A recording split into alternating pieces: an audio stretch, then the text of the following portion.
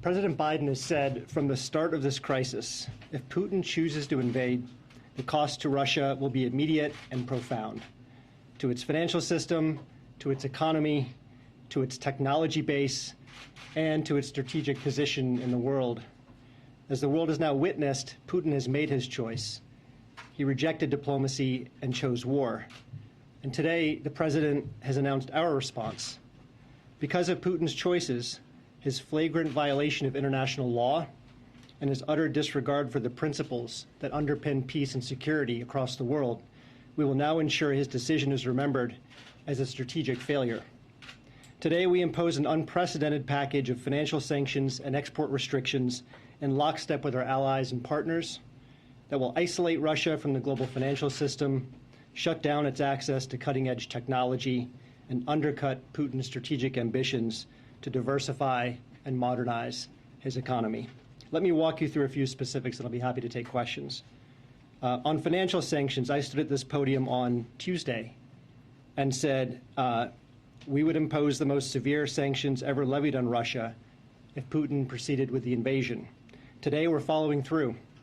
We will impose sanctions on Russia's two largest financial institutions, Sberbank and VTB, which together hold more than half of the Russian banking system's assets, over $750 billion in total.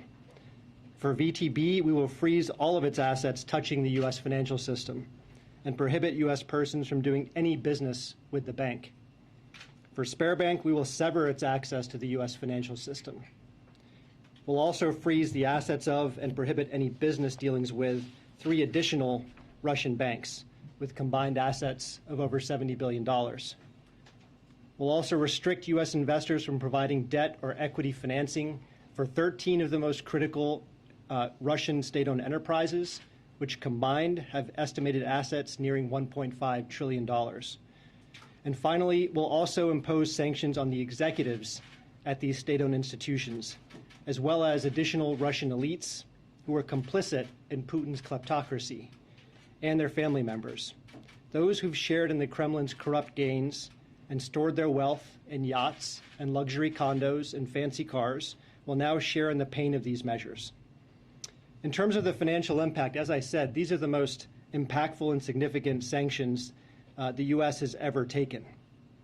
But financial sanctions are just one part of our response.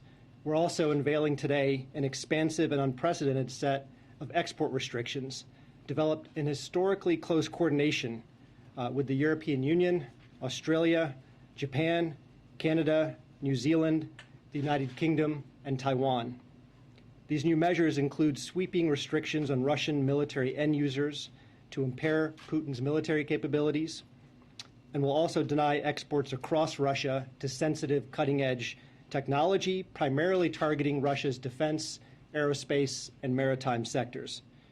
In total, the United States and our partners will effectively be cutting off more than half of all high-tech imports going into Russia. This includes curbing Russia's access to advanced semiconductors and other foundational technologies that Russia needs to diversify and modernize its economy.